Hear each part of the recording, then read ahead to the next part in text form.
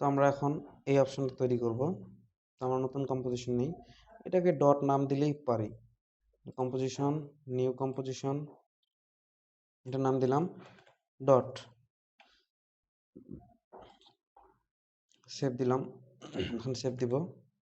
তো এখন আমি আবার ওই প্রথম ইউটিউবে চলে যাই, যে সেখান থেকে ব্যাকগ্রাউন্ডটা কপি করব, কন্ট্রোল সি, এই ডট এই কম্পোজিশনে নিয়ে যেয়ে পেস্ট করবো, কন্ট্রোল ভি।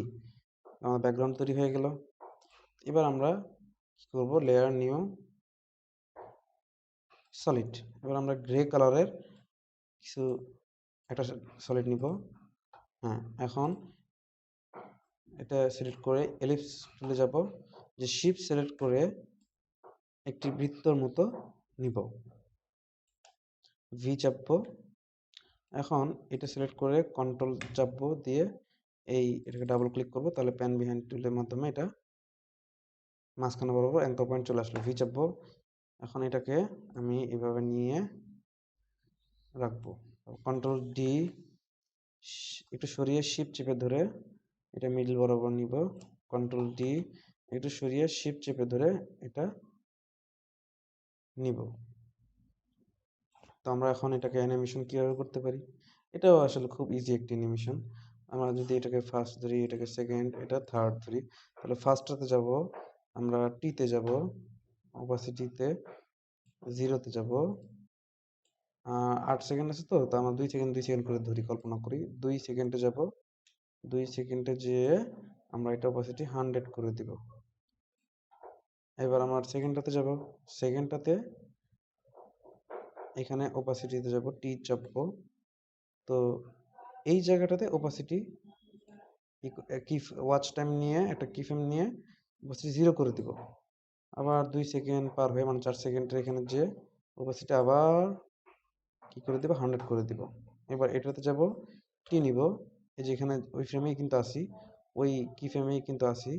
তাও যদি আপনার যদি মনে হয় যে না আমি কিভাবে ওইটাতে যাব, শিফট চেপে ধরবেন, তাহলে দেখবেন স্ন্যাপ টুল কাজ করবে, আপনি কি ফ্রেম বরাবর যেতে পারবেন। তো এইটা এখন আমরা এটার ধরে এখানে একটা ওয়াচ টাইম নিব, এখানে 0 করে দিব, মানে কি ফ্রেম নিব, নিয়ে আবার 6 সেকেন্ড এখানে এসে 6 সেকেন্ড এখানে এসে আমি ওপাসিটি 100 করে দিব। এখন আমাদের অ্যানিমেশনটা আসলে কি হলো সেটা একটু দেখি। তো আমাদের এই যে এইভাবে এইভাবে একটার পর একটা অ্যানিমেশন চলে আসলো। এইভাবে অ্যানিমেশন একটার পর একটা চলে আসে। আমরা চাইলে এটাকে ফাস্ট করতে পারি একটু।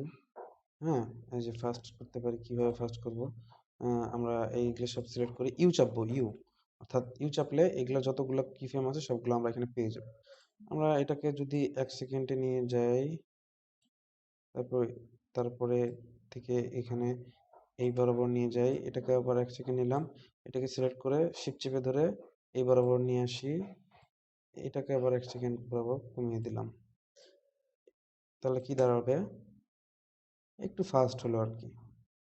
হ্যাঁ, অন্যগুলো যেহেতু একটু ফাস্ট অ্যানিমেশন, তো এটা একটু ফাস্ট হলো। এই হচ্ছে আমাদের অ্যানিমেশন, ডট অ্যানিমেশন। সেভ দেব। আমাদের তাহলে এটা তৈরি হয়ে গেল। এবার এটা বাকি থাকলো আর এটা বাকি থাকলো।